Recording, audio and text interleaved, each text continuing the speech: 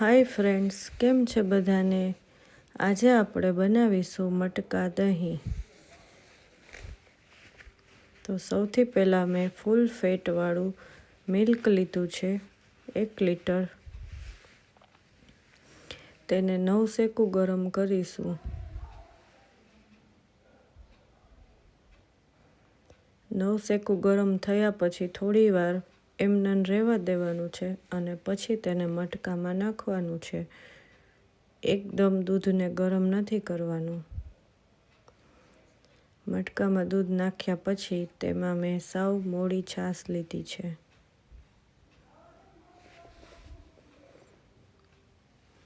તેને હલાવી લેશું અને 3 થી 4 કલાક માટે બહાર એમને ઢાંકીને રાખી દેશું.